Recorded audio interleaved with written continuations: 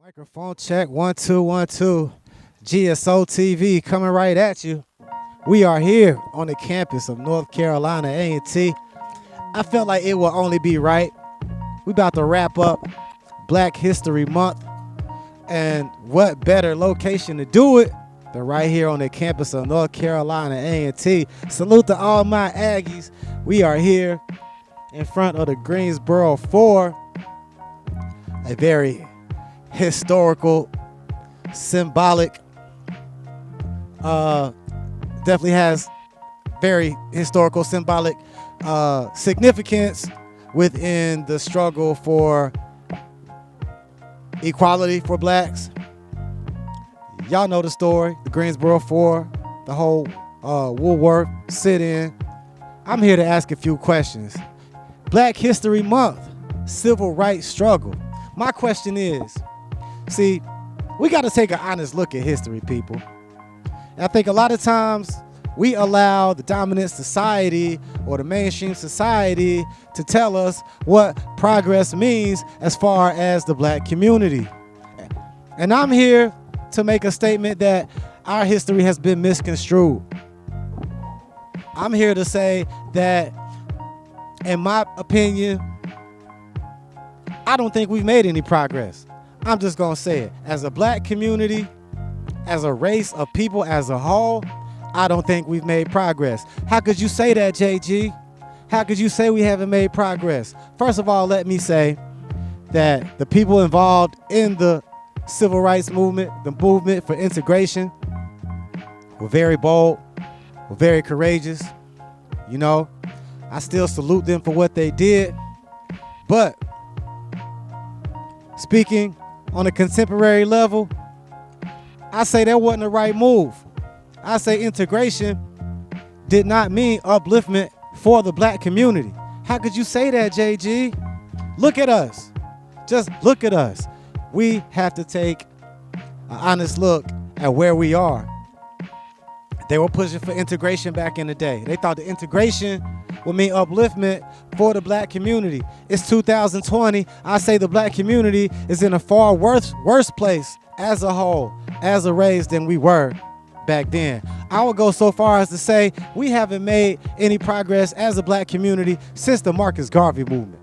Salute to the Honorable Moses Messiah Garvey, Marcus Garvey, the UNIA. If you don't know about it, go look it up. But like I said, we got to take an honest look. The struggle for integration, the push for integration, wasn't a good look as far as the black community is concerned. What happened shortly after integration? We started to saw the loss of black businesses. We started to see blacks going out of the community for resources and abandoning the black economic foundation that was built around here. Why are black universities in the poorest parts of our communities? Do we even have communities anymore? We see prominent black figures going out and doing their own thing and just leaving the black community behind. Yeah, we gotta ask questions. We gotta take an honest look at history. Black History Month wrap up, and we gonna get some information from my brother, from our soldier. He's a teacher, he's a professor, he's the man. And he's gonna give us a little perspective on his insights on rap in black history here at the prestigious North Carolina A&T State University. So let's check him out, see what he got to say. So, hip hop started out as what was supposed to be positive. To have a positive influence on the black community. Let's talk about how hip-hop has sort of changed, maybe why hip-hop has changed, where hip-hop is going now as opposed to what it started out to be. Well, man, first of all, man, shout out to my brother, man, Terrence Muhammad, man. Terrence Muhammad is fond of saying hip-hop go as black people go. And so I think the part of that, to answer to your question, is when black people were all about unity, positivity, folks was wearing African medallions and Malcolm X hats. You got Tribe Called Quest, you got Wu-Tang, you got cats that might talk about drugs and crime and stuff in the neighborhood, but from a vantage point that says either I'm doing this and I wish I wasn't, or look at what society got my brothers and sisters doing, or look at this real stuff that's going on and how bad it is. I think once they did a really good job of extracting that from the culture, then you got gangster rap. And I don't think it's by happenstance that right after you get Tribe Called Quest and all them, you get gangster rap. And I think that was not by happenstance. I think that there's a particular, I'm not going to go so far as to say it was some kind of conspiracy theory and the labels and yada yada, but I think that they promote a particular brand of music, and that particular brand of music is oftentimes detrimental to the black consciousness. Everybody knows, man, if you pump particular images and ideas, particularly into young people, that even if it's almost like osmosis, it seeps into their being, and it becomes the standard. I was just talking to my class today about how they promoted, marketed, and sold hip hop, as Dr. Mark Anthony Neal at Duke says, as decentralized and authentic blackness, when it was only a slice of blackness. Like, we've always had the hustler, we've always had the shooter, we've always had the criminal in the black community. Nowadays, it seems that hip hop only focuses on those aspects commercially. There's a whole lot of cats who rap and sing songs and write songs about the black experience totally. The black experience of a college kid, the black experience of somebody that's just a working man, the black experience of somebody that's just trying to do right. Unfortunately, you're not going to hear that on one or two jams or commercial radio. And I think that's where the shift happened. It was like the artists that still do it, but they can't find their way on the radio airwaves. Back in the day, you had Public Enemy, you had Tribe Called Quest, you had these cats, and at the same time you had Cool G Rap, you had NWA, you had other cats that were talking about different vibrations, but there's only one expression of blackness that I think a lot of folks see, and I think that's really troubling. Particularly, I'll even go so far as to say it's troubling for white folk, because white folk who don't have access to our community, or who don't take access to our community and really get to know and understand us, see us through the lens of music or media in general, and think that that's where all black folk are. Because hip hop is seen as this thing that speaks about the black existence. The black existence is more than just these negative images and ideas and expressions. Not to say that those things aren't real. I totally understand that there are some black and brown folk who are raised in environments that are hella violent, that have gang activity that's just all over the place. But that's not all of it. And I think that commercial radio, particularly, has done a good thing. I give the labels a little, not so much credit for that, just because I understand that the labels, most of them are publicly owned companies. They're all about the dollar. And so when Tribe Called Quest was selling 1 million records, you got Tribe Called Quest, you got Pharaoh Monch, you got MF Doom, you got all these cats that was talking about some different vibrations. But when that stuff stopped selling, then the labels still got to make money, and they like, well, this gangster rap stuff is what's happening, this trap stuff is what's happening, this mumble rap is what's happening, so let's just push that. And I think that it's detrimental to our culture and society, not just black folk, but to American culture and society and world culture and society as well. I was in Africa and saw spray painted on the wall, Tupac lives. And I was like, wow, man, this was 2001. I was like, wow. These Africans got on this idea that Pac's somewhere on some Machiavellian stuff living on an island. And it just showed me how great this culture spreads. But there's only one slither of it that we see in commercial outlets, and that's the problem for me. And it's not like they hadn't used their commercial platforms to play and allow to be heard different voices in the black community. I think that now there's a real serious bent on trying to make the black community look like a monolith, and that monolith being dangerous, scary, criminal, violent. And those things exist, but they exist in the white community, they exist in the Latino community, they exist in the Asian community, but those other communities do a very good job of making sure that that's not the only lens that people see them through. I think that because you don't have a lot of major black executives at record labels or at radio stations or at TV stations, you get a slice of black life that is presented as authentic and essential. That's really just a small piece of it, but that small piece seems to dominate commercial airways right now, and that's hella problematic to me. It's problematic that when I look at a cop show and I hear doom, doom, doom, and see a black person walking down the street, particularly if he's a young black male, he's either the murderer or the victim. He's never the cop. He's never the lawyer. He's never the business owner. You hear hip hop and you see an urban black person, that person is involved in some criminal activity.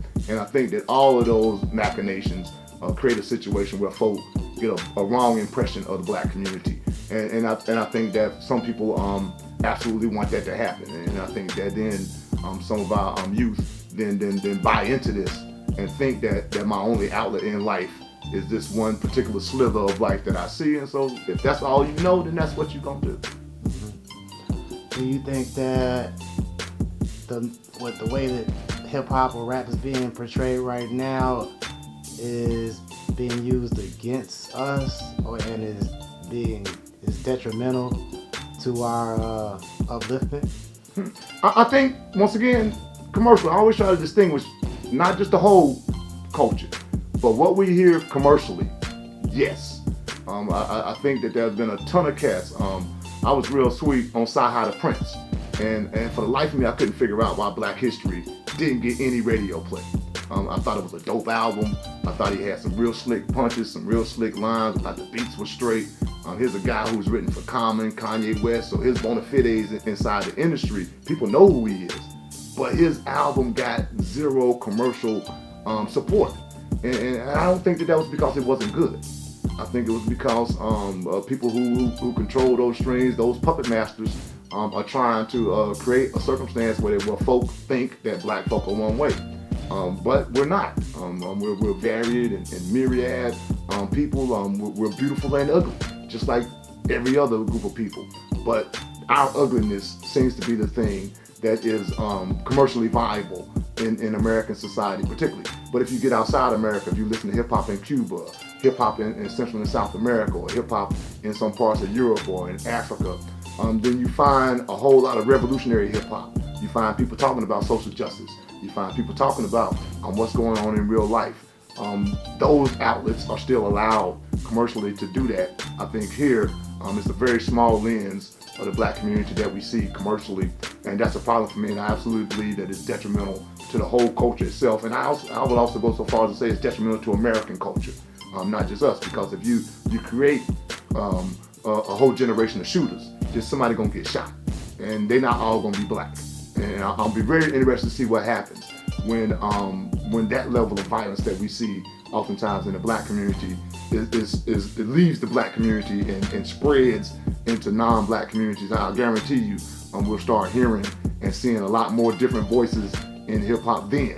But right now, as long as it's just our community and they think they can cordon it off over there, then yeah, pump that stuff to these niggas, let them go ahead and kill each other and go to prison and do all this other stuff. We were talking about Michelle Alexander's the new Jim Crow, and how she chronicles the prison industrial complex and how this school to prison pipeline was created to our detriment. And I think that particular companies and even some labels and certainly a lot of commercial radio and media outlets have used that science to present an image of the black community that's dangerous, that's violent, that's criminal, in a way to try to make people think, and then ourselves even, because we're subjected to this same media, and a lot of times I think we come away and think that this is who we are as a people. So some black man steps on my shoe at the club, it's okay for me to lash out at him instead, and it's okay for him to, instead of saying excuse me, to be like fuck you nigga. That whole science I think is created to our detriment, and I think that at some point in time it's going to change. And I think one of the things for me that really demonstrates that is the difference between how crack cocaine was looked at in its abuse and sale and delivered was looked at in the 80s and 90s, and how this heroin addiction is seen as a health problem, a social problem. Crack cocaine was pure criminal. Now white folk using heroin. I was watching a documentary the other day about heroin use in Baltimore, and they had this guy who was masked up, and he was like, oh, yo, I sell heroin. And he was talking about 10 years ago, it wasn't number blackheads that he was selling to, and he was like, they could sell right in front of the police, wasn't no problem. He was like, when the people from the suburbs and the county parts of Maryland around Baltimore started coming into the city buying heroin because they got addicted to prescription drugs, now they need the heroin because the prescription done ran out, that's when it became a serious problem. And he was like, now we gotta hide. Now we can't be out here in the street, open market like we used to be. We gotta go out here and go over there and find rent apartments and sell out of that. And that's not by happenstance. I think that law enforcement, which is necessary in all communities, but I think in some communities, particularly communities of color, and particularly poor communities of color, have used the power of and authority of law enforcement to create a circumstance where black behavior is criminalized in the way that other people's behavior is not. North Carolina rap is on the map right now. Sir, loving that. Yeah, give us your take on North Carolina rap and some of your favorite artists who are coming out of Carolina making big noise right now. Well, man, the ones easy are easy, man. Shout out to man, little brother, man. Shout out to the Busy Boys before them, man. My man, Fanatic, man, Will Ski and them, man. Man, definitely shout out, man, to Ninth. The rapper Big Pooh, Fonte. I think if they had laid the groundwork, man, first with the Busy Boys in the 80s, then with Little Brother in the 90s, you got to give P. Pablo some love for that. Having a national hit and being nationally recognized and repping North Carolina the whole way. I think that North Carolina has always been here as hip hop. I think one of the problems was that we're mid-Atlantic, and so we got some cities, some countries like when I travel around as a North Carolinian, people tell me I'm from different places all the time. I sound too city to be country, and I'm too country to be city, and that's kind of like where we are right here in North Carolina. So I think we got a lot of different vibrations, a lot of different currents that run here. But right now, running the game, you can't get around J. Cole, man, and not just because of what he's done as an individual solo artist, but the whole Dreamville movement, the whole Dreamville Fest, like what he's doing in terms of bringing nationally renowned acts back to North Carolina under his banner. The Baby, I think you can't get around his whole movement. I remember, I think it was about 5 years ago, we had him on this campus when he was the Baby Jesus. And I remember having to ask students, and one of my colleagues was talking about how they had him over in her department. They had to ask students to go and talk to him. He was sitting at a table with his CDs out, wasn't even nobody really checking for him. But now, the Baby's everywhere. I think Stunner, man, for Vegas. I think, man, a lot of these young cats, man, I think that one of the things that they're doing is they recognize, particularly as we talked earlier about technology, that with the technology that's available, you don't have to go to Atlanta or to New York or Miami or New Orleans or LA, Chicago, Detroit. You don't have to go to one of these big urban markets to be heard. And I think that them repping North Carolina, I'm reminded here of, I forget the name of the track, but it's the one with J. Cole, the Baby, and I forget my other little guy. But Baby's final line is, "I'm from Charlotte, you know how we do it," and that says a whole lot. I mean, Cat's been repping Brooklyn, the Bronx, Queens, Harlem. Cat's been repping all parts of Atlanta, north, south, east, west. Cat's been repping Miami and the South Side. Cat's been repping Texas and New Orleans, Tennessee and Chicago, Detroit, LA, Seattle. Like, we've always had somebody repping the area, and now I think we got somebody, J. Cole, Little Brother. Definitely Ninth Wonder, I think, is almost like the granddaddy of all of them, just because he has more longevity. Not that he's the oldest, but that he has this longevity of being out there. So what? Rhapsody. I mean, can't get around my sister Rhapsody, man. And that whole, man, Eve, man, like, I don't understand how that thing gets 0 Grammy nominations, man. I think it was the best hip hop album by far in 2019. The work was phenomenal. And I think the way she's being heard now, I think all of this is important, and I think that there's some young cats coming up. I think there's cats like yourself that's been around 20 years, doing what you've been doing. One of the reasons I know you is because you were already doing what you were doing before I even knew you, man. And I think that there's a lot of cats in North Carolina who were coming up on the bottom side of things, man, and who really established a foundation. And that foundation is deep, it's thick, and it ain't going nowhere at this point. The fact that you got Diddy's making the band, making a stop in Charlotte, trying to find MCs. The fact that American Idol been to North Carolina a ton of times, and all these other performance competition shows come to North Carolina for a particular reason. There's always been talent in North Carolina. I just think a lot of that talent felt like they needed to leave North Carolina in order to be heard nationally and internationally. And I think one of the things that Little Brother, P. Pablo, Ninth, J. Cole, and now the Baby, I think one of the things that they're demonstrating is you don't have to do that. That you can rep North Carolina, you can talk about North Carolina stuff, you can be a North Carolinian, and you can still be somebody that's significant and important in this industry. And there's a ton behind the scene of producers, Ski Beats from New York, but spent a lot of time in North Carolina. There's Mark Sparks, the Rhythm Fanatic. We could name a ton of cats, man, who touch records that people might not know their name unless you're really into the culture and look at the liner notes and see who it is that did this here. Sunshine Anderson out of Charlotte had a phenomenal record several years ago. Went up the tracks a little bit. So we've always produced folk. It's just that they felt like they needed to be somewhere else in order to be seriously heard. I think that nowadays the advent of technology and social media, I think is also a part of that. That North Carolinians, man, we here. We ain't going nowhere. We always been here, and we gonna be here in the future. Final shout outs. Oh man, shout out to the Aggies, man, all day long, man. One time, man, shout out to the fam, man. Shout out to the Greensboro Jungle, man. Y'all already know who he is, man. We just talked about my man B-Money a minute ago. Definitely shout out to you, man. Shout out to Knife, man, Rhapsody, the whole Jamla crew, man. Jamla is a squad for sure, man. Shout out to the fam, man, and peace and love, man. One love. God bless.